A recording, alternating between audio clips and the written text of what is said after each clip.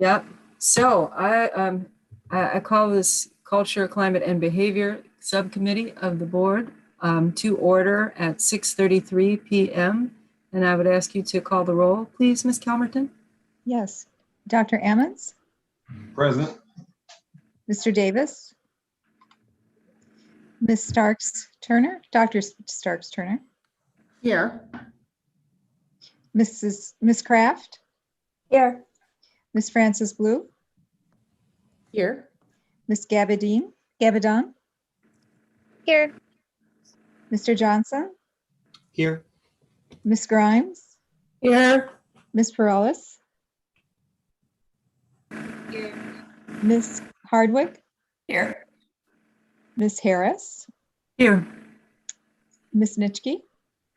Here. Miss McQueen? Dr. Moore?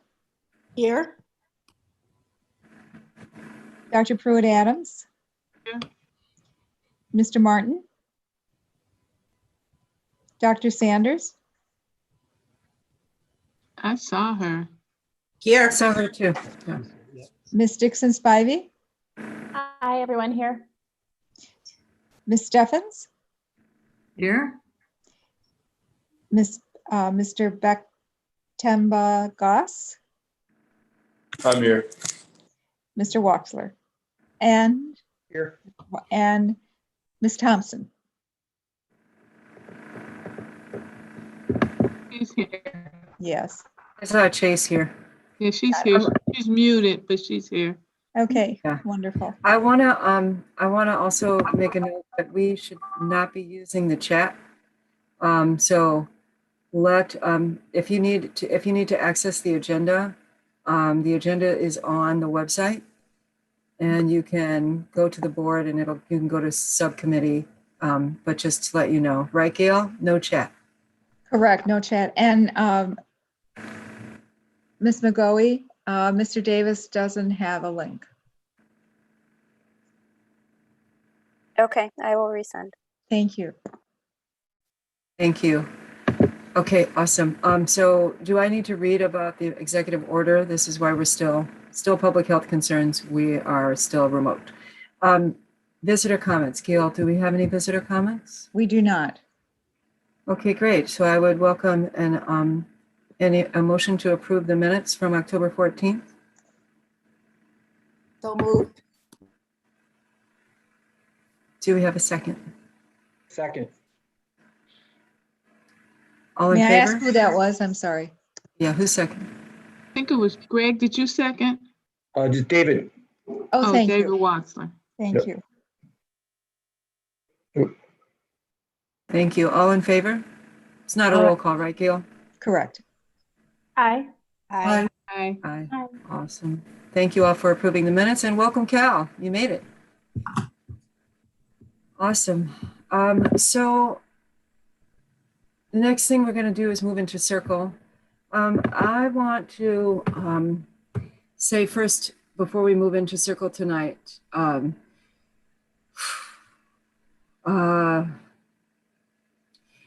thank you all for saying yes to being here tonight and to continue the work that we're doing. Tonight, we're going to be looking at a number of things that the district has been doing around establishing community, culture of warmth, like the students knowing that they belong, like this belonging factor. We're going to be looking at, they're going to give us a report on that. We are still in the midst of a pandemic, amidst all of what's happening racially in our country, and also in the midst of an election that is not without serious consequence. And I so value and appreciate you for saying yes to showing up here tonight to do the work that we have set about to do on this committee, which is twofold. One of our features as a cultural, climate, and behavior committee is just accountability, right? Like we're that community group that gets the opportunity to say, hey, this is amazing what you're doing. And hey, what about this, right? The other piece is that we get to really provide valuable input to our school board All these things seem small, but because of what's happening in our world right now, do not lose sight of how important our work is here. Like, this is not small work. This is where the rubber meets the road. We are doing the ground level work of government right now. So, I imagine there's like different emotions in this space tonight, and I want to make room for all of that because we are in the midst of an election. And I also want us to just recognize the real work that this committee does, and the gratitude I have for you all being here. So that being said, our circle tonight is really just going to be a brief check-in. We're going to be talking about what it means to be part of a community. And if you know me at all, you know that what I talk about consistently is this idea of othering and how do we break that down, right? How are we breaking down othering where it's happening in all the realms of our lives? Because it's happening everywhere. And I will say, as a person who works in the field of education, it's one of the worst othering spaces I've ever been in. Because in light of everything that's happening where I am emotionally today, and all the stuff, I thought it would be great for us to have a conversation and just share with each other, what does it look like when we create a community, a culture of war? How are we breaking down othering right where we are? So it's really a twofold question.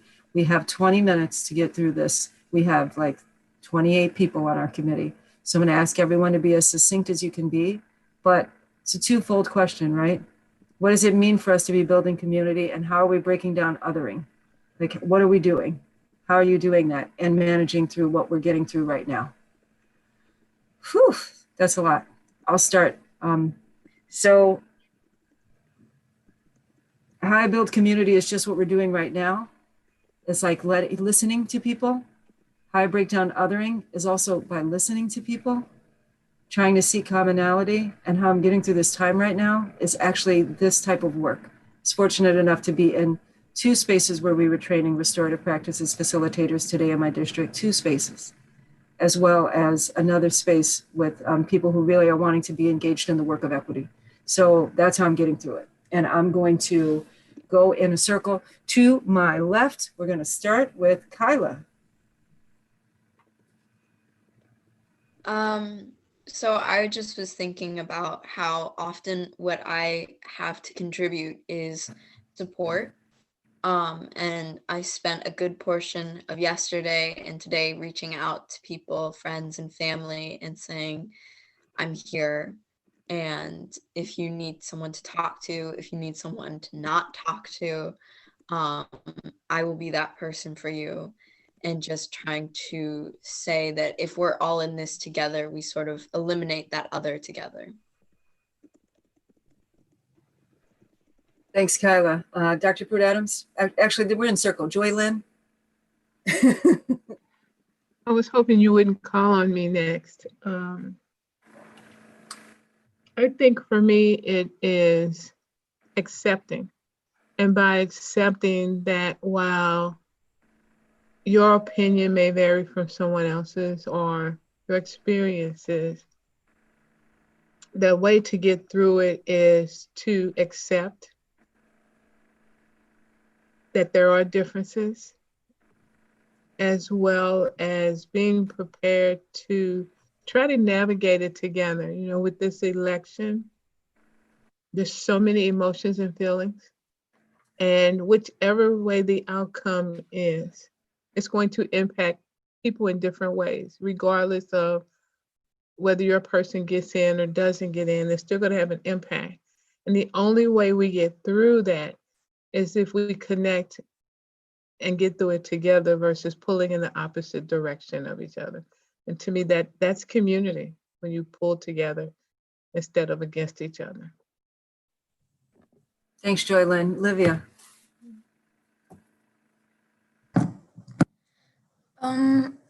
I agree, and I think that it's very important that communication is very important, and that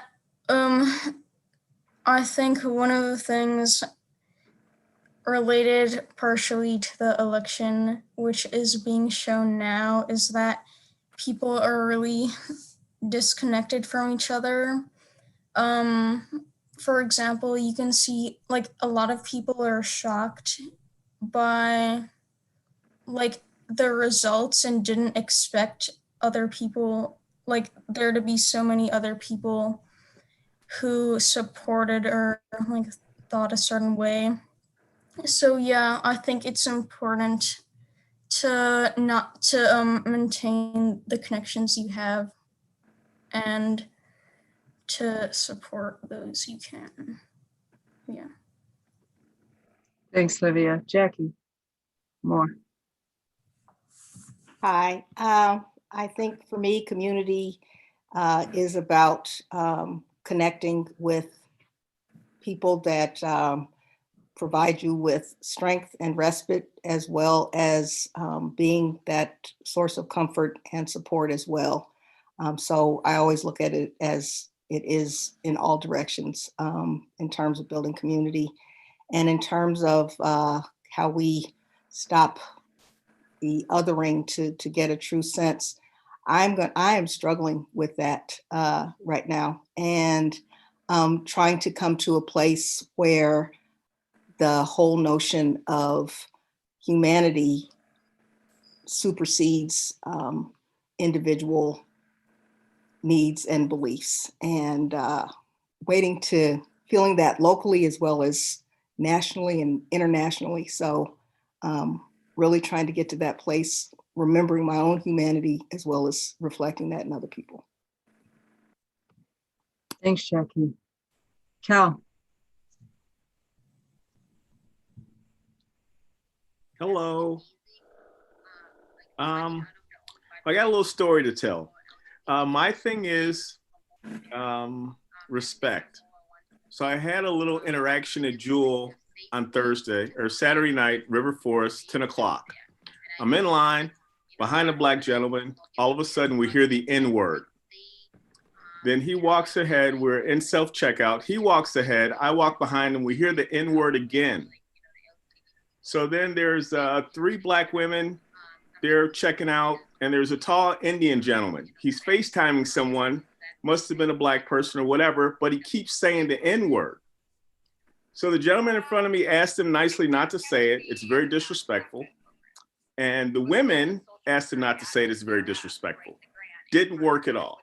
So I went the other way and I threatened him and I told him we were going to beat him in the store. Now, mind you, I'm a nonviolent person. I wasn't going to do anything like that, but that's what we had to do to make him stop. The woman that worked for Jewel was a Hispanic woman. She came over and told him to stop. He still wouldn't stop. But when I threatened him with physical violence, and I said, once I get you on the ground and start kicking you, all these people are going to jump in. All of a sudden he stopped and he got scared. Now, I would have appreciated it if he would have just answered the gentleman in front of me and just stopped saying it. But he kind of blew everybody off. Like, I'm on the phone, leave me alone. Like he had a right to say anything he wanted in public on a phone. So I'm glad I stopped him. I left the store, everything was calm. There was no interaction, no altercations or anything like that. But I think respect. We just have to respect each other as people in society.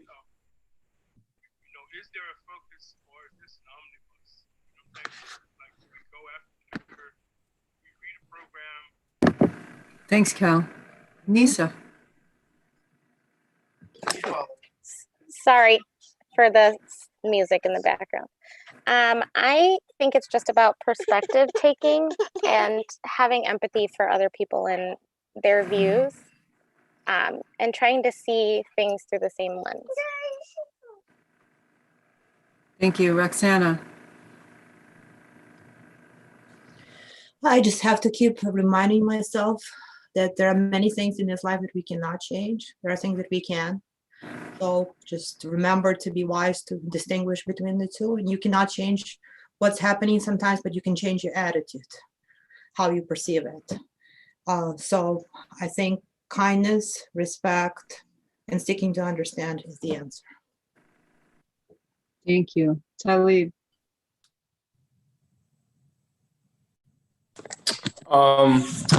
After hearing that story, I think what also going on with the election, I think respect is probably the key, because once you respect someone, you can start to understand where they're coming from, and all that hate and that hostility starts to fade away, and you're able to come to a middle ground if there is one. And I think that's where you build that sense of community, is through mutual respect, because you don't have to fully agree with what a person is saying, but you have to understand where they're coming from and respect that they are standing up to their point if they do. But I want to say that at the same time, that respect is very hard to gain, and it's not something you can expect people to have. Like for our presidential candidates, me personally, it's very hard to respect one of them, and therefore it's hard to respect the people who praise him, or the people who think that he should be in office. So that's something that I have to work on personally, is getting to the point where I can really respect people and hear them out and kind of understand their ideas, even if they're somewhat false to what I believe. Just really trying to find a middle ground to where we can have a productive conversation. Thanks, Talib. Felicia. For me, building community and breaking down othering, I just think about seeking first to understand. Thinking about Stephen Covey's work, I think is a foundation for both. And for existing communities that are already in place, during this COVID time and everything that's happening, I am trying to find alternate ways to stay connected and honor traditions in this COVID environment, because I think people are feeling a sense of loss on a lot of levels, but especially, with the holidays coming up, things we normally do that we can't do. So just trying to find ways to do that and kind of go that extra mile. And also for breaking down othering, in addition to seeking to understand, just trying to look at things from multiple perspectives and through multiple lenses to try to gain insight of the other person's point of view. And then as we thinking about moving forward for the greater good, and how can we problem solve to come to a positive outcome. Thank you. Thank you. Jason.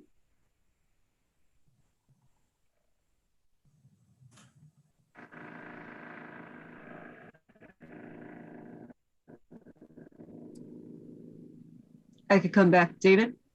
Oh, no, there he is. He unmuted. It's okay. Hold on, David. Jason, go ahead. Sorry, I was in the middle of something else. I'm listening in. Right now, this is just a hard time for everyone. And I mean, it's hard to describe, because I've been around many different types of people, many different areas.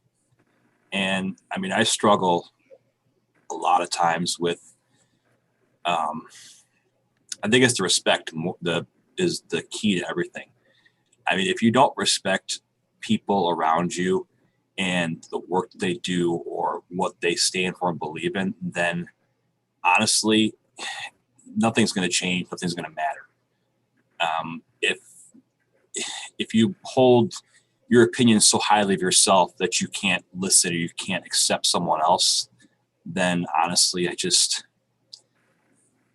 it's hard to even comprehend that type of thought and logic.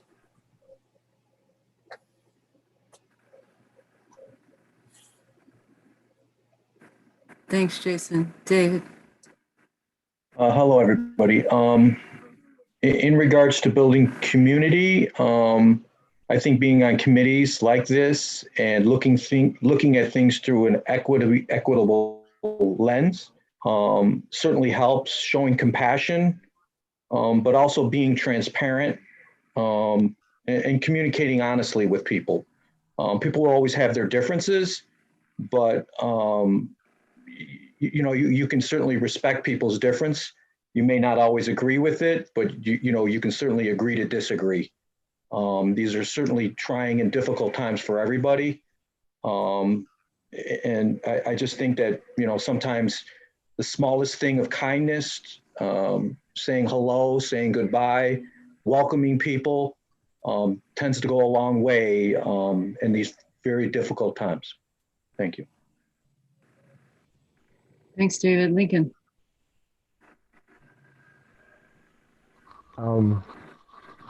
Community for me starts with just kind of thinking about we instead of I, and this notion of what do we have in common, what is our shared interest, and how do we get there together. It's something that was very ingrained in me through my family, and I try to lean on my upbringing as much as possible to influence my view of community, because I certainly don't get along with everybody in my family, but we're family. So it's inherent that I really work to kind of understand. The othering piece is it's gotten harder this year with everything going on. I think what I try to remember is that we may be all in the same space, but we're coming to it from different places. There are certainly things that I've seen, that I've observed that, they just don't make sense to me. But I think it's because I'm looking at the world from a different perspective as someone else. And I think the only way to break down that particular other is get to a point where we're at least having a conversation around just like the same facts. It's like, as long as I believe that 2 + 2 is 4 and you believe that 2 + 2 = 5, we're never going to be able to connect. So the othering is harder this year than most, but it's essential to back up and find a place of commonality and then move forward from there. Thanks, Lincoln. Karen.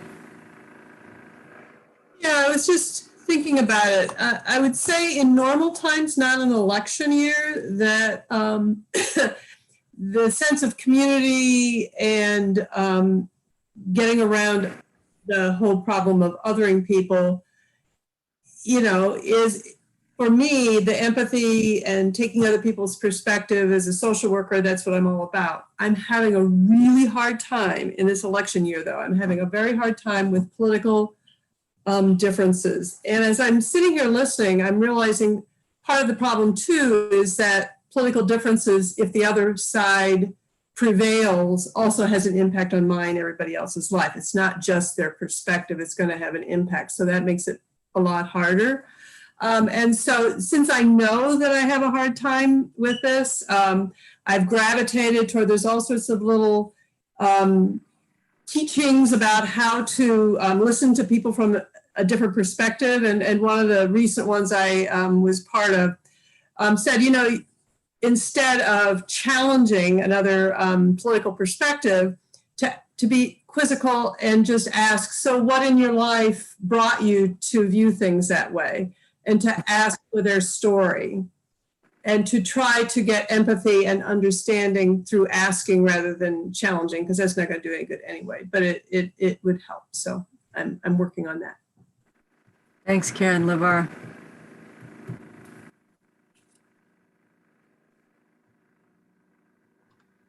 Sorry about that. I was having some difficulty finding my mute button. But as far as what community means to me, I think it's all about just making space for people to show up as their authentic selves, right? With all the things that are great about them, their shortcomings, whatever the case may be, just to be able to show up in a space and be who you are, certainly brings about a sense of community.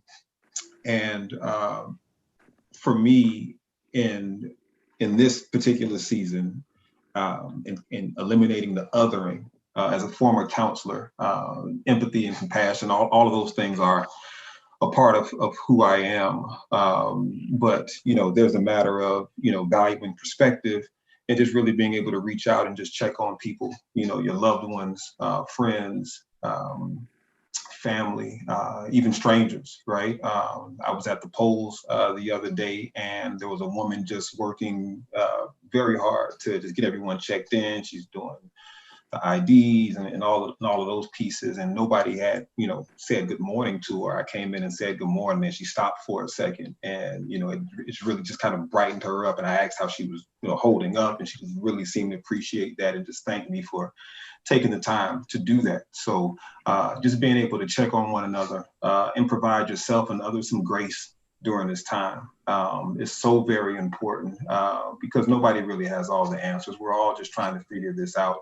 And it's just a very difficult time. So in the midst of us all trying to get things done and live out the expectations that we've set for ourselves, we have to understand the time that we're living in and just provide ourselves and each other some grace. Thanks, LeVar. Sarah. Hi, everyone. So I think one of the things that I've tried to do is understand where people are coming from, but more than just understanding them on an individual level, but sort of realizing that we all have the same basic goals, protecting our family, taking care of ourselves, and that a lot of the nastiness really comes from fear. I think trying to frame it that way helps me a lot of times understand when people take some of these horrible positions that I can't imagine taking myself. But if I try to trace it back to what I think might be causing that position, it sometimes helps. So that's sort of how I try to get through this stuff. Thanks, Sarah. Chase. So what I would say is just that the way that othering works, it just makes people afraid to use their voices. And I think that what we've done in this community is given people a platform to talk about what they believe in and to express themselves. And I think that that is what builds respect, and respect ultimately just makes it more difficult for people to other. So I think that if every group like this could, that they would try to give everyone participating a platform to say what they believe in, so that everybody can have that respect for each other. So then it just makes it really difficult. Thank you, Chase. Francis. Oh, this is a hard one for me.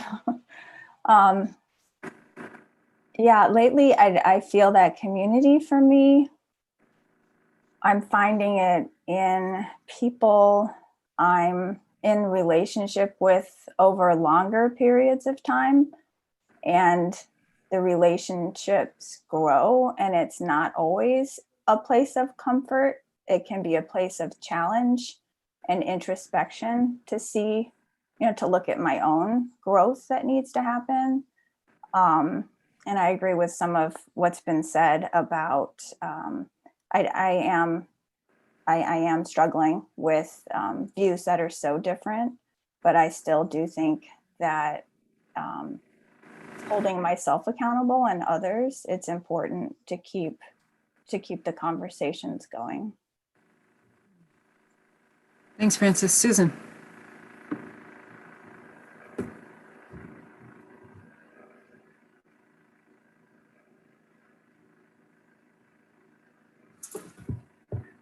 Okay, sorry, it took me a while to unmute. So when I hear the word community and think about building community, what I see as community is everyone belongs. That's kind of my definition and approach. So, so everyone belongs. And building that perspective, that feeling that everyone feels like they belong, is like hugely aspirational. It, it's big. so okay. So then about othering, what I would say is I am really struggling, what was said about the politics that we're living through right now, and just that it's an election year has really made it so it vibrates so much more between people because the stakes are so high. And I guess I would say self-reflection and self-observation is what I hang on to, because I'm really struggling because I react so emotionally. I get triggered and it's really hard for me.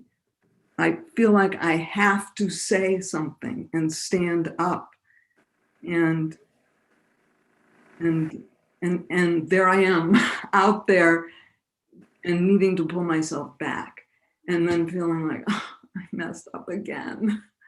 So I just recognize that there's a lot of growth that's pushing me right now. This time is pushing me to grow in areas that have been lifelong challenges. And it's, again, I feel like we're breaking new ground as a humanity right now, because the issues that have been existence for probably for all of humanity are so in our faces, and that our generation could make a difference in how the earth exists in the future. This is really scary. So anyway, I say all that. I say we're breaking new ground, and all of humanity needs to step up and learn. Yeah, so. Thanks, Susan. Shalima. Thank you. I would say that community for me is one where you are free to display and be accepted for your own imperfections. You are also able to be supported by with caring language that gives you the input and perspective that you need to course correct when you need to, and one that you can continue to grow and flourish in. No one is a perfect human being, and everybody's experiences is tied to their own cultural and mores and environment. I also think that right now we're in a position where we have the power to not normalize inappropriate behaviors, that's whether surrounding us or impacting us directly or indirectly. And we carry a lot of influence just in how we interact with each other and other people around the world. So I think that's important for us to be mindful of that. Thanks, Shalima. Laura. Yeah, I think it's always important to assume good intentions, and I think folks are always struggling, but I think just to a depth right now more than ever with just the COVID and what it's doing to all communities, but certainly it's just a lot. And so I think someone mentioned have grace and patience, and I think that's just the best thing is appreciate that, you know, everyone is struggling in a host of different ways right now. Thanks, Laura. Greg. I didn't forget you, Greg. I just saved you for last. No worries. No worries. You know, this is always, these conversations, a safe place. So I want to share just really quickly where I'm at. About 5 shares into this, I just received a word from my wife that my younger son, one of his really good friends, his father passed away just suddenly here. He had been sick for quite some time, but this was very sudden. And so that's the space I'm sitting in right now as I hear all of these responses. It's it's a tough house here right now. Elsewhere, of course. With that being said, Gina, I want to thank you for asking this question, because as soon as you asked it, you know, sometimes you ask questions and we go around, I'm like, what am I going to say? How am I going to craft my response? But as soon as you shared this, I knew exactly what I wanted to share out. Just shortly before this this meeting started, I was looking at a Facebook feed from a friend that I had taught with and worked with in two districts prior to coming here. And I will admit before I say this, that what he wrote when I first read it made me feel good. So I'm going to throw that out there. It was this really well-worded, incredibly sharp Facebook message that essentially said, you know, if you're on the other side of this thing, I don't want to talk to you. I don't want to friend you anymore. I don't want to be part of my conversations with you anymore. So please let me know so I can take steps to remove you from my life or defriend me. Just quietly slip away. And that'll be the end of that. And it was so, trust me when I say that it was well written. And as I read it, it had an immediate, a cathartic effect on me.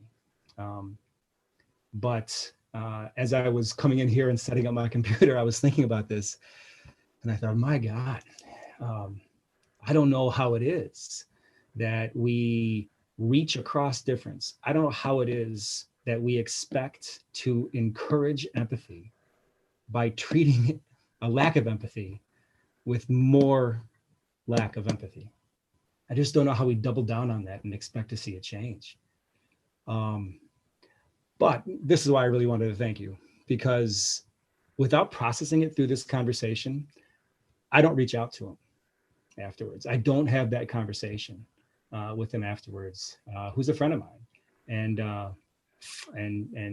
you know, try to have the good, humane dialogue that I think we have to have with one another. So, yeah.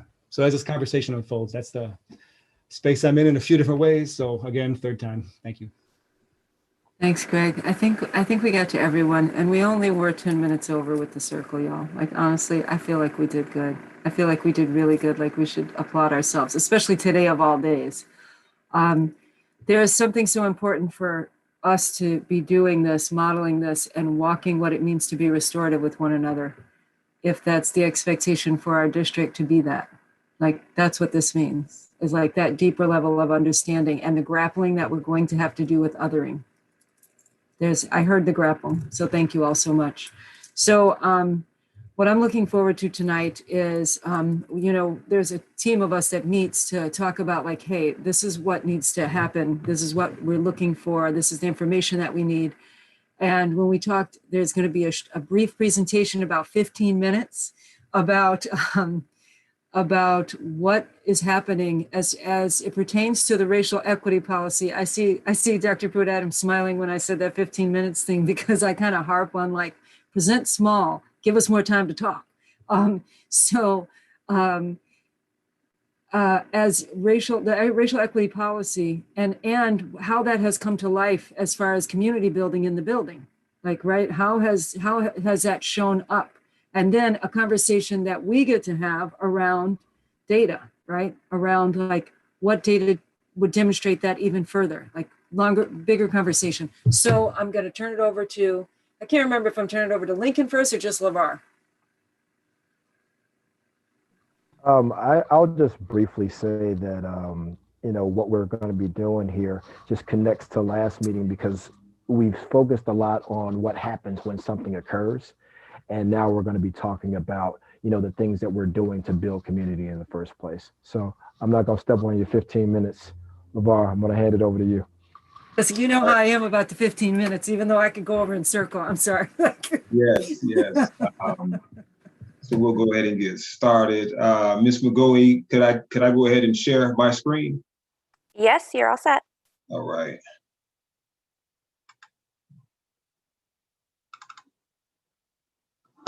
All right, can you all see what I'm sharing here, this presentation? All right, so as we mentioned earlier, we want to talk about the community building pieces as it relates to the racial equity policy.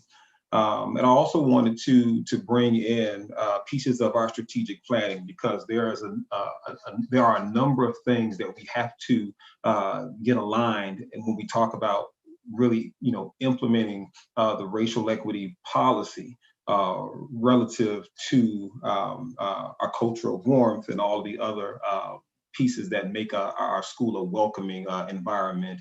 So I just want to be able to touch base on that and to get some feedback. So in our discussion today, we'll have a conversation just around some interventions that really promote our culture of warmth. How are we connecting with our students and making sure that we offer a space that is welcoming for them.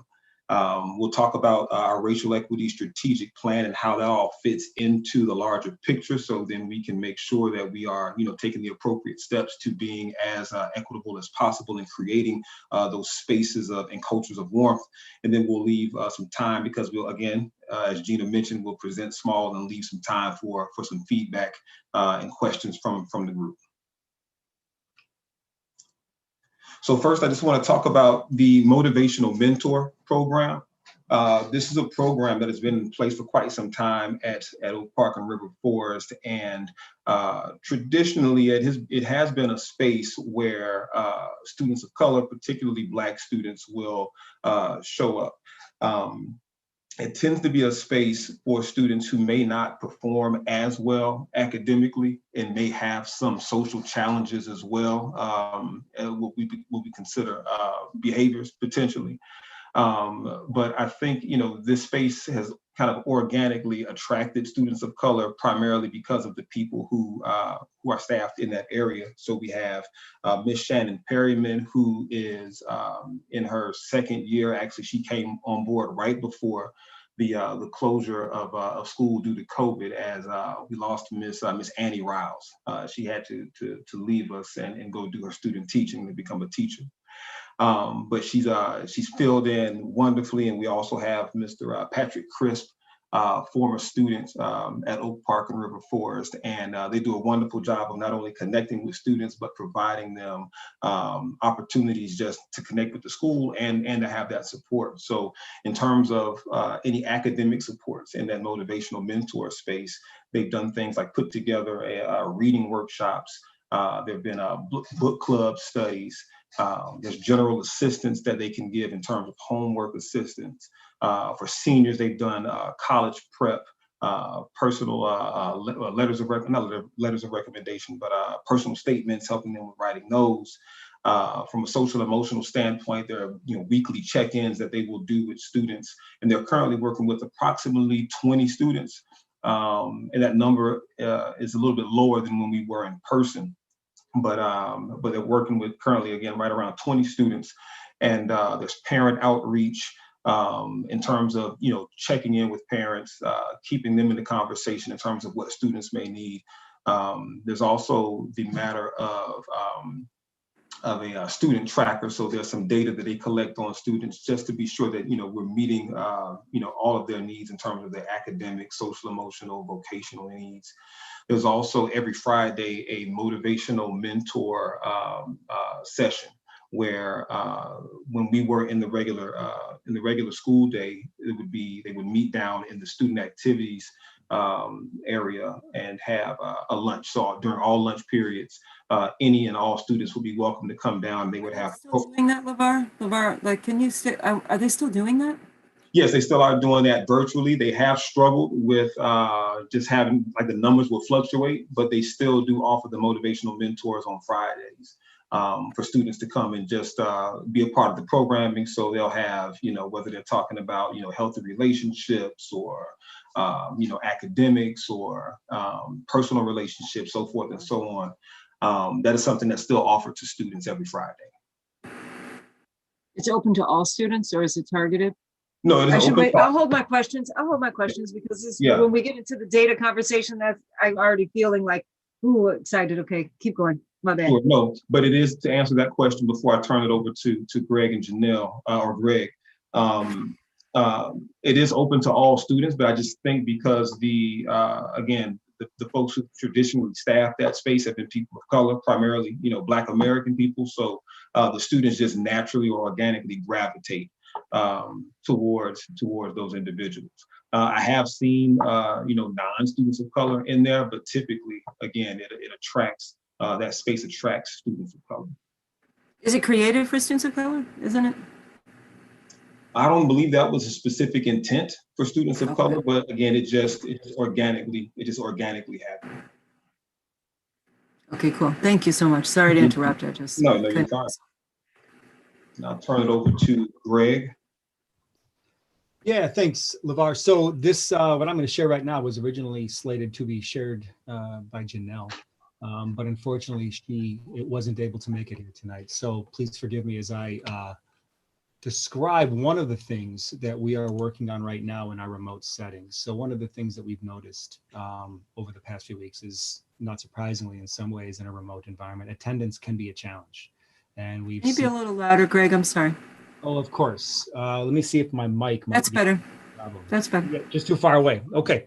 So attendance is a problem during a remote environment. It's a specific challenge for us, and we wanted to be responsive to that as a school in this environment. And we also have seen that where attendance is a problem, it is more problematic from a grade perspective for our Black and brown students at the high school. And so we know that we needed an intervention to try to approach us as quickly as possible. So Janelle and a variety of others, Alexis Ciliati, Kristen McKee, I'm missing one person, Andrea Newman, one of our deans. They got together and they took a look at some of the research base for the attendance interventions that we have in the model we have in the regular school year. And it really comes down to one thing. Attendance is really a function of relationships in the school. And that's also something that is often in a remote environment harder to come by, right? The way it could be in an in-person setting. And so they did a little bit of a research analysis here, a little research study, and they came up with patterns of kind of expected behaviors that we wanted adults to engage in with students who are below an 80% threshold in attendance. So specific criteria and I'm not going to get into all the details of what we want from the adults who have volunteered for this work, but there's a log, there's certain suggested activities when they reach out to students and try to foster a relationship. And I want to be clear that this is not designed at a, why aren't you coming to school? Let's talk about that. This isn't a linear kind of problem solving relationship that we're asking for. We're asking for a connection, right? And so we immediately had over 40 faculty, staff. If you work in the school, you're eligible to help support with this, volunteer for this. And we have begun to reach out to families. I know Dr. Pruitt Adams, LeVar, and I, and I'm sure others here are part of this. Had my first conversation with a kid and his family today, which was great. And so the goal is to get these kids up above the 90 percentile, which is correlated quite highly with greater success in the school. So that's one of the things that Janelle has worked on. And I did that way more boringly than Janelle would. When she has presented this, she is fabulous. And she goes, pep squad. And then it's just like all this energy. So this thing is the pep squatter. So just try to channel Janelle a little bit there, if you would. So with that said, that is one thing that we've added. And then there are a variety of other things that our school has been working on to try to create a build on relationships and create a positive culture for our students, even a remote environment. You know, a lot of these initially are geared towards our school body as a whole, right? So Home Cozy Week was just like week, an attempt to try to get some homecoming spirit going on. We have a quarantine, various interventions going on to help kids connect. And those are advertised on our website in some different ways. But I'm going to transition now. I wrote down the time when we started, 7:12. It's 7:22 here. One of the things, Gina's smiling, one of the things that we also have added on was just recently approved by the board. And this is a trauma-informed interventionist. And so, LeVar, if you could, I think you have a slide here that speaks to this, although I am not mistaken. So this is, I wanted to show this slide because it does two things at once. It allows me to talk a little bit about what a trauma-informed interventionist is. And secondly, it's a nice transition into the data conversation that we want to be having after this. LeVar, I know, wants to speak about that as a way of kind of an introduction before we go into that. So I want to give him 1 or 2 minutes of the 4 we have left. We got this idea when it took a little while for it to grow, but once we realized that, of course, we weren't going to have an SRO this school year, once we made the decision to not go the SRO route, we wanted to replace that relationship with a kind of a completely different thing in the school. And we came up with the idea of a trauma-informed interventionist. And to be honest, the board pushed us hard to ask us, how can you make this position integrated into the school And what types of metrics are you going to set to make sure this position actually is going to produce some dividends, right? How are you going to hold you and this person, you in a plural, right? The school accountable, right, for this position in the school. And so what you see here are in the two left-hand columns, kind of the things we want this trauma-informed interventionist to be doing. I'm not going to give a presentation on this or go over them in great detail, but you all have access to this now if you'd like to see it, and you didn't see it at the board meeting before. And then as you move towards the right-hand side here, you begin to see those student outcomes, some of which we had already identified as wanting to move forward as a school anyway, to kind of chart our success. You see those student outcomes there on the right that are going to help to tell the story that what we're trying to do with this trauma-informed interventionist is actually paying some dividends for us. And you see information there all the way from students who are on the early warning list, something that is the PEP squad thing I was talking a while ago would help to address as well. Similar metrics with that PEP squad. But also these metrics related to cultural climate survey, right? Our behavior data overall and how we see racial disparities within that data, looking to address those. And finally, there are two key metrics related to the culture of the high school on the 5 essential surveys. One related to safety and the other that speaks to student-teacher trust, that are a good check for us as we're trying to build that culture. So those two measures are going to be ones that help to keep our feet to the fire. That was a very quick overview of what this is, but I wanted to illustrate this as LeVar and Gina and everybody when we were planning this. I wanted to bring this slide in because on the right-hand side, it helps to talk about what some of those metrics might be. So as we're thinking about diving into that conversation in a few minutes, this is a kind of a warm-up. It's a way to get started. And I'm not saying, I should also end this, I'm not saying all this is perfect or these, by any stretch, shape or form, but it's a good starter for the conversation, I believe. LeVar. All right, thank you, Greg. And then to wrap it, let me hold a second. Then to wrap it up, we want to just briefly talk about the racial equity strategic plan for this year and how these pieces fit into that overall or overarching plan. So we talk about school community, right, and creating this culture of warmth, but do we have a good understanding of our culture? Have we heard from folks in the institution, namely our students, right? Because we understand student voice to be but the reflection of our policies and our practices that happen, day in and day out. So in speaking with the DELT, our district equity leadership team, and just speaking about our strategic plan, we've identified 3 areas this year in order to really expand our work in terms of understanding who we are as an institution. So the first thing is being able to conduct an equity audit. The equity audit is going to give us some baseline information in terms of, in both quantitative and qualitative data on what do we look like? What's our snapshot of who we are as an institution? So collecting, again, a number of quantitative data sets from the last 3 to 5 years, and then being able to look at focus groups or sit with focus groups to be able to understand, what are the experiences of not only our board members, the executive cabinet, building level administration, community members, parents, students, teachers, staff, just really getting a clear snapshot of who we are, so then we can understand our culture from a data-driven perspective, and then go ahead and make our plans in terms of what we need to do to step out our racial equity programming. And then speaking to racial equity programming, of course, most of us in here know that we've worked with or had Pacific Education Group as a equity partner for quite some time. And the board has requested that we go back and we take a look at other organizations. So the idea is to use this equity audit to best understand where we are and who we are as an institution, so then we can make the appropriate determination on who would be the most appropriate or the best fit for, as far as an equity partner, to drive our work towards becoming a more equitable and just having a systemic racial equity transformation in our institution. And then lastly, there is the racial equity policy and its implementation and the steps that we'll have to take to make sure that happens. So I want to show you all just the strategic plan briefly here. And I was not able to create a PDF, but what I can do is I'll create a PDF of this sheet that I'm going to show you now, just so you can kind of see this laid out from a timeline perspective. Can you all see this sheet that I'm sharing now? Yes, no? Okay. Yes. Okay. So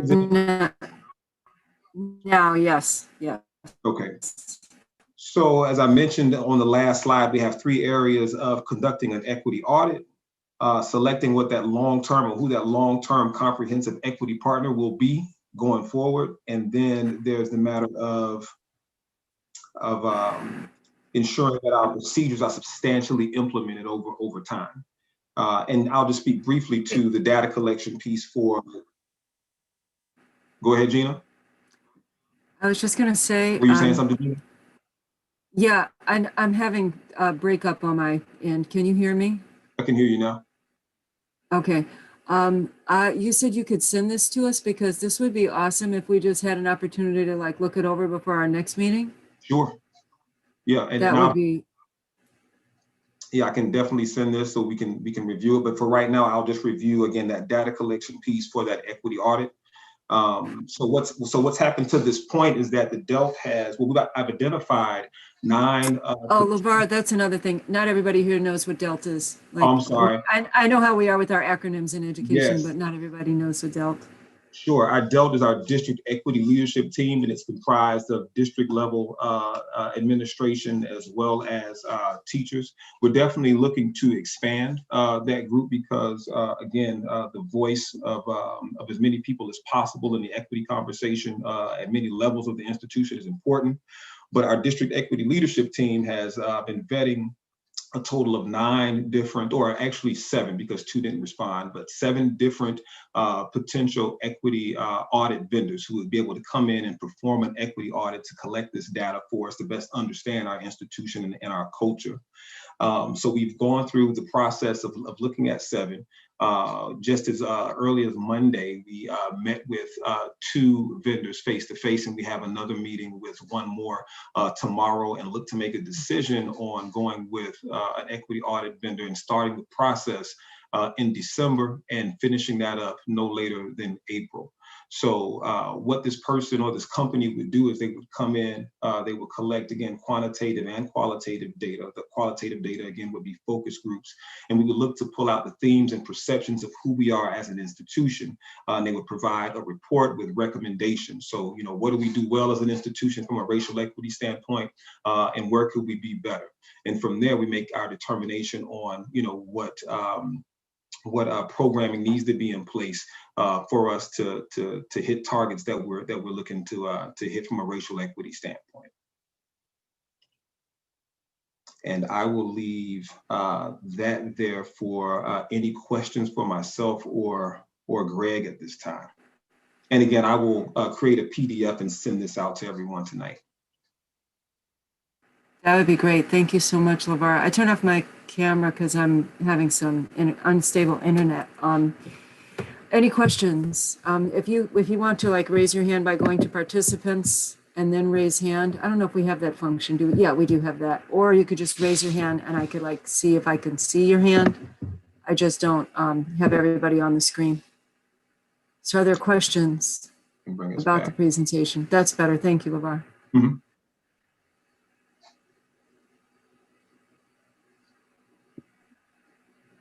Go ahead, Dr. Moore. Thank you. Thank you for the presentation. I feel like as a board member, have some idea of the things that are going on, but I did have a couple of questions that had to do with I'll just keep them broad. The demographics of the volunteers PEP squad. How does that compare with the demographics of the students?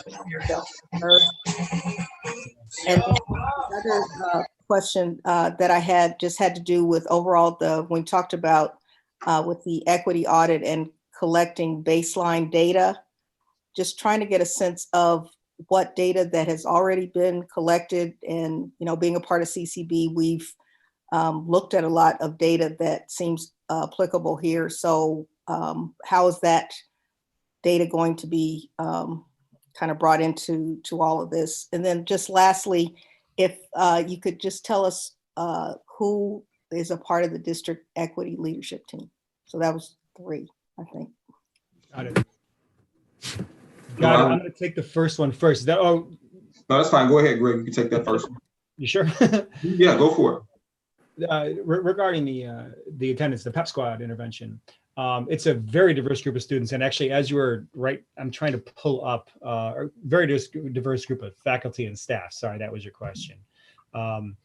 And I am trying to pull that up. And I don't know if in my folder right now, I have that information like perfectly pull, that I can pull out in a perfect way. But let me see if I can text Janelle and see if she can. Listen, I don't know if that's in the folder, but I will say it's administration, it's teachers, it's secretaries, it runs the gamut across all jobs can be in it. And it was open to everyone.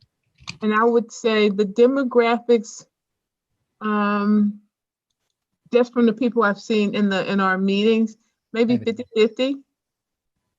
Yeah, I think that's about right as I look at it. And I missed the first kickoff meeting, to my shame. And I had a meeting with Janelle and the group and 2 other people who came later, missed the meeting. And I asked a question about how they went about the process of matching the adults up with the kid, right? What exactly did that look like?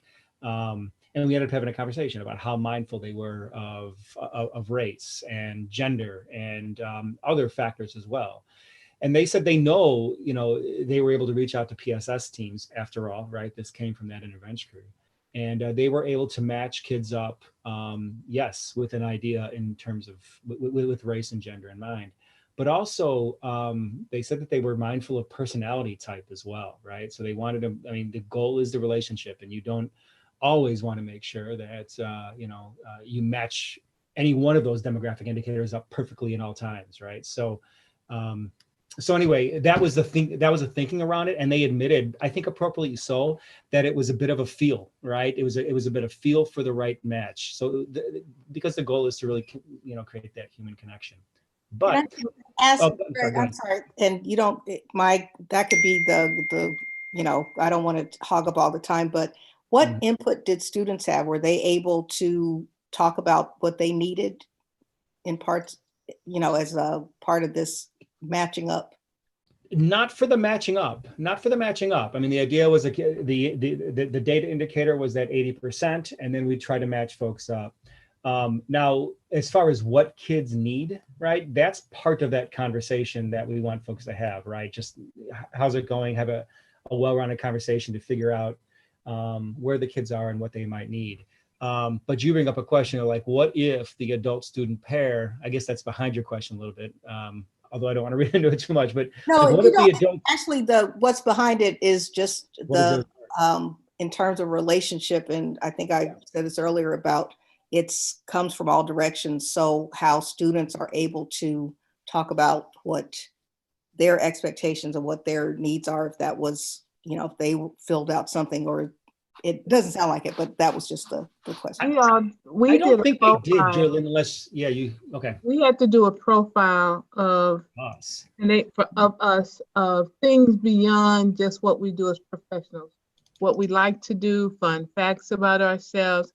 And I thought some of that might be used to pair. And we've been told it's about building a relationship. And so I don't know if they paired us with kids with like interest. I'm not sure. I just got my kid today.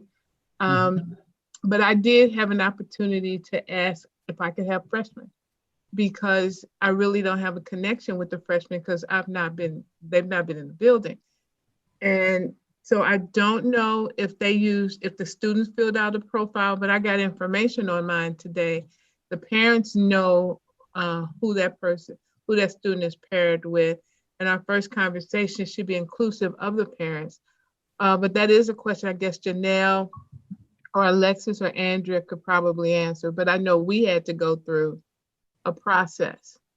Yeah. I think what this is bringing up for me in our conversation, because a lot of what we're gonna, what our hope for was tonight was like, what kind of data are we needing? What data are we missing? What data could we be looking at? Like, what kind of information could we be tracking from this? And one of the pieces that, you know, like to Jackie's question about, you know, how are the students involved? Like, how is one of the questions that came up for me was like, how is the effectiveness of the both of those programs, you know, the mentoring program as well as the PEP squad, like all of these things that you're doing, like what kind of metrics or data is, how are you tracking the effectiveness of this for the students, like their feedback on how it works or if it's working, input from other folks who are like involved in the lives of the students, but specifically the student voice first. And like, how can we get that data? Because to me, that's the information that I'd love for us to be able to see, like some quantifiable spaces of that. Yeah, and I'm opening it up to other people's questions. I do want to say, I noticed that this won't answer your question, but there are quite a few people on the PEP squad who talked about being at a high school where, when they were students, where there wasn't called a PEP squad, it was called something else, but how that even actually helped frame their lives and who they are today, and how important those relationships were that they were able to build. Some of them even talked about still having the connections with the adult who was their person in high school. And I will say the energy of the people who have signed up to be attached to students is extremely high. Extremely high, and a lot of people got into it based upon the experience they had when they were in high school. We put in pictures. Those of us who were cheerleaders, we were able to put in pictures of ourselves as cheerleaders as an introduction for the students. But they are going to look at a couple of things to see the impact. But we just got our names today.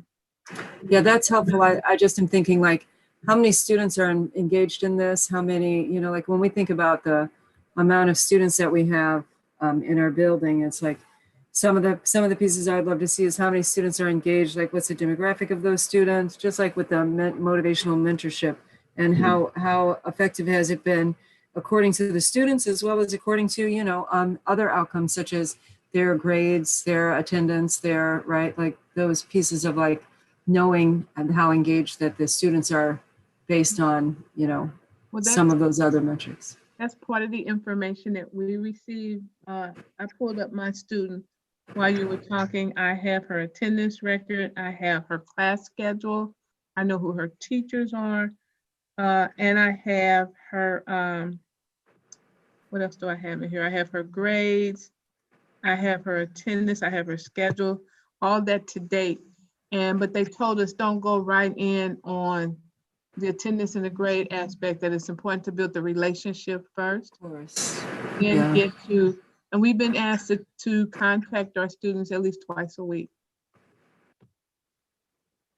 Yeah, it's a great program and a great model. Like we do that at middle school too, and that relationship building piece. You know, we know how evidence-based it is for the success of our students to have an adult in the building that they identify with and that they can go to. So I'm loving all of that. I just want to know like how many students, like how, like you, it's not information that I have an expectation of you all to have now, because first of all, you're just getting started with that. But like, if we're looking at what we're going to be able to take a look at the end of the year and say this was successful or not, and we need some more quantifiable pieces of that. And I want to open it up to other people because I can see I just can't stop talking tonight, and I clearly need to use my own circle agreement of moving back. So I will open the floor to others. And before we move forward, I just want to answer a few questions as far as the motivational mentorship. That programming and the data collection. So there hadn't been data collection previously, and that's a goal of ours for this year that we've talked about. Shannon and Patrick, again, they are doing grade tracking as well as staying in contact with teachers. So we'll be able to see the progression of grades over time. There's also the matter of doing exit slips. We've had that conversation as well as doing exit slips each semester at the end, so we can get some feedback from them and their perspective. how helpful the programming was. Going back to Dr. Moore's question, as far as the district equity leadership team goes, that is myself, Dr. Pruitt-Adams, there's Greg Johnson, Sheila Harden, math teacher, faculty senate chair, and racial equity coach. And then there is Dan Cohen, English teacher and care team leader, who is in that space. And again, one of my goals is to expand that group to a more vertical design team that's more representative of every level of the institution, just so we can really infuse our equity work in those conversations across the entire district. Thank you. I hope that happens soon, because the names you just mentioned, I'm going back to America to Me, and that was the, other than you and Dr. Pruitt-Adams, that's the same folks, and we're having a lot of the same conversations. Mm-hmm. So I hope our student voice gets to be a part of that. Absolutely, and that's a part of I'm new too, just so you know. Just trying to, we talk about district equity and racial equity and the demographic makeup of DELT is not balanced. Oh, okay. And that's been a struggle for as long as DELT's been dealt. So just putting that out there, as just trying to be transparent as we are kind of talking about things that we're doing and what we have. But that would be an urgency to me. We haven't gotten the students' voices in the space yet, and we have students here. And so, based on some of what the programming is that Dr. Ammons presented, and are you Dr. Johnson yet? I just want to call you Dr. Johnson, Greg. No, not yet. Okay. Okay. So based on what they've shared, I would love to hear from the students, like your thoughts, what kind of information do you think would be useful for us to know as a committee, about the effectiveness of those programs or other things that might be happening that build community? Not to put you on the spot. If you don't have anything, you can always pass, but it's just, I'm always so grateful that you're here. I want to make sure that you get space to speak. I'll speak. So I love Patrick Crisp. He's amazing. He's a spoken word alum, so I just want to put that out there. And so I have a question about how are students coming to motivational mentorship? Do we have counselors recommending it? Do we have teachers recommending it? How are we pushing it out there? And then also, on average, how many students are returning year after year? Is there retention? Yeah, so those are great questions. So as far as the promotion of it, so Shannon and Patrick have connected with counselors. We're working on, I don't want to say a referral system, but we need to come up with a better system of identifying students. I think the struggle currently is just being in a remote setting. So we did graduate a number of seniors last year. There were some underclassmen in there. But it's just been difficult to just kind of maintain the consistency in a remote environment. So just the numbers fluctuate. Typically we'll have, there's approximately 20 students that frequent the program and they're in contact with throughout the week. But when we get to that motivational mentor Friday, it's just sometimes the engagement or the attendance isn't, where it needs to be. So, we need to come up with a more creative way to advertise and connect with teachers, counselors, and so forth, so we can get, more student involvement. And what was your second question? The retention. Oh, the retention. I don't have that. I don't have that information right now, but that's something that I can look into and come back with. It may be difficult just because, again, Patrick and Shannon are new in their position as of last spring. But I can dig for that and see what I can find.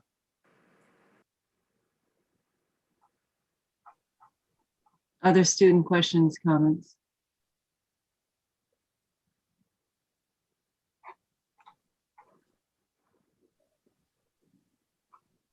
Okay, don't worry. You all just jump in anytime. Any other members, questions? I don't necessarily have any questions, but I just think that this is a good step towards the right direction when we're talking about equity. And I think, we talked a lot about doing these different things, and it's nice to see that we're actually implementing programs, seeking out change. So yeah, good job. Thanks, Talib. I actually have a question, but I don't want to jump in unless, I'm trying to give room.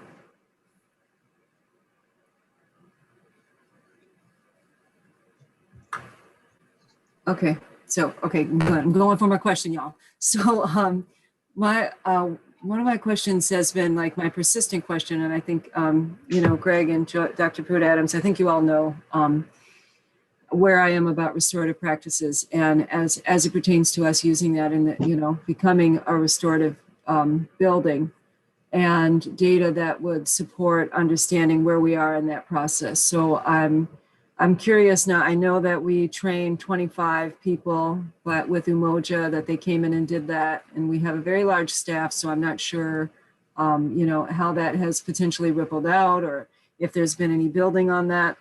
But either way, this conversation was about data and what data we would like to see, and like what data might be useful. And for me, data that would be useful as it pertains to the restorative framework. And actually like the school becoming restorative is not only that discipline data that we always talk about, but is the how our circles being used, right? We see the restorative pieces of framework in the racial incident protocol, right? I've seen it in the handbook, but I have not seen any data around like, we used it this many times, we've had this many circles, the impact has been this. Students in these classrooms where it was done have expressed that they have deeper relationships with the teachers. Like, I know that there are on the back end of restorative practices, like metrics that can be looked at and talked about, and benchmarks for the implementation of it, even with the 25 teachers that we have. So that have been part of what that training was. So I'm just, wanting to see more metrics for how, I will say as a restorative practitioner that I understand the challenge in, really gauging some of it, but I do know that it's possible to track how many circles are actually occurring. Are students in those classrooms feeling more sense of belonging because they have participated in these types of activities? Are there peer mentoring opportunities? Are there not peer-to-peer restorative conferences available? Like certain different frameworks of what it would mean to be restorative. And then also like the staff, what is the buy-in level? What is the support and participation level of the staff? If we have 400 plus in the building, how many are actually engaged? So there's quite a bit of information I think that we could be pulling to have this conversation in depth, and I'm asking for that data. Like I would like our committee to be able to take a look at some of what that actually looks like. So I'm not having an expectation that you would have that answer, any of those answers for us right now. But as we're thinking, presented during this year.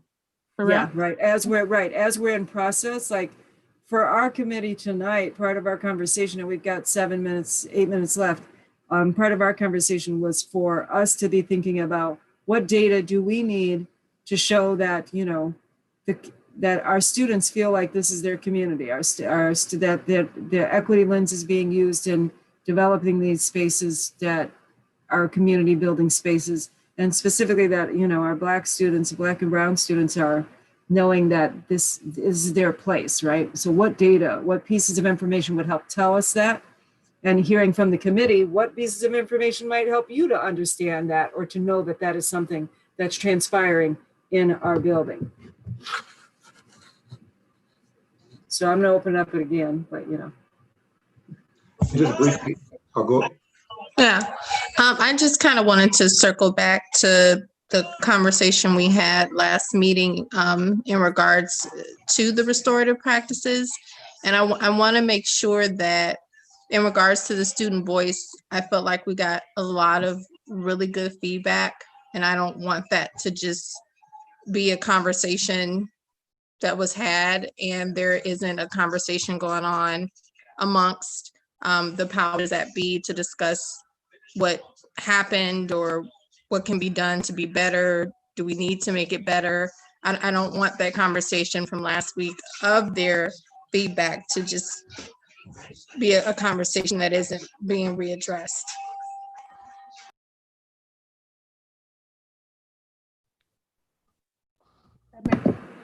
Yeah, thanks, Off the Melanie. radar. Right, is that correct? What was that? I wanted to fall off our radar. Yeah, and just to kind of piggyback on that, I think one thing we can do from a planning perspective is that as I was listening to this and also connecting it to some of the earlier conversations we had, not only this year, but even in prior years, I think there's an opportunity to just put a bit more structure around how we're talking about these things, because the recurring theme is, the reason why data matters in all of this is that ultimately we have a set of policies that we have in place to put all these things together. And at the end, it all winds up to kind of like a short list of sort of big things that we want to see that help us figure out what the culture of the school is. And folks who have worked with CCB, we've kind of defined those things. But where the rubber hits the road, so to speak, is to be able to look at all of these policies from a data perspective. And so I think what we can do is kind of take a look back and just see, given that we have these different policies and these different interventions, I think we can put a bit more structure on just kind of understanding what are we putting into it, what do the activities look like, and what are we getting out of it, so we can have a bit of a more structured conversation on what's working and what's not, and how do we know how to actually connect the data to the work. Yeah, but I just want to reiterate, our students made very profound statements last week of their experiences in regards to our restorative justice system that's currently in place. And I want to make sure that it's addressed.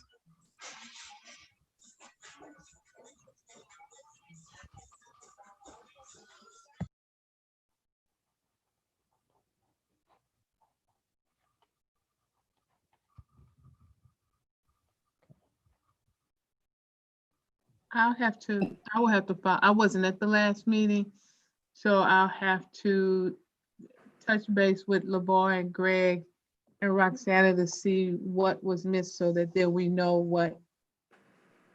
what steps to put in place. Yeah, and I'm sorry, I don't know if I have anything to add here or not, but my audio is going in and out. I heard my name there, Jerlyn, but anyway, if anything was directed to me, I'm sorry, I can't. No, I was just saying that Melanie had indicated that the students in the last meeting really shared some strong things about what they have experienced. Oh, right. And so, and that she said she didn't want that, she wants to make sure that we address it. It just is not something that the kids said in the meeting. The students said in the meeting, and then it goes away. And so I said, since I was not at the last meeting, I would have to touch base with you, LeVar and Roxana, to get an idea of what was shared, so that then we know what the approach should be. Got it, thanks.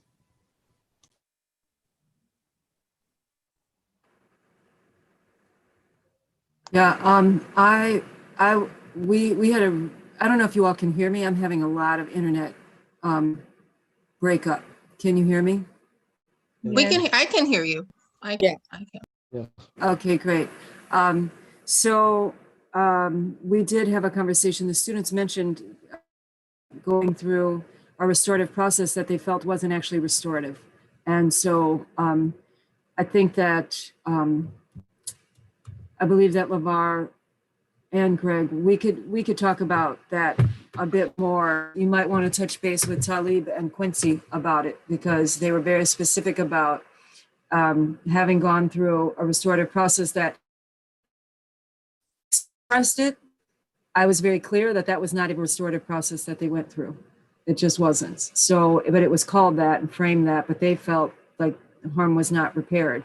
So I think that's a deeper conversation, but I recognize that we have 2 minutes left. I want to see if there are any other comments, but thank you, Melanie, for keeping that piece as part of our conversation.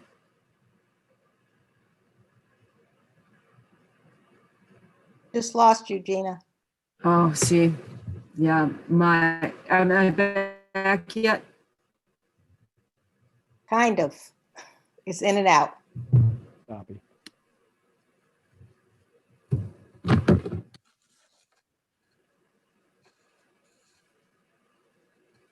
Can you hear me, anyone? Yes. Yeah, I can hear you now. Yeah. Okay, great. I'm having such unstable internet, and I couldn't tell if it was me or if it was just something else. But we have 1 minute left. First, I want to just thank you all for tonight. Like I said, this was not a conversation that we were going to have all the answers for tonight. This was just a start. And for us to do some digging around what data is going to be most beneficial. And lastly, thank you, LeVar, for agreeing to send that piece to us, because we can look over that before we meet next time. Sure.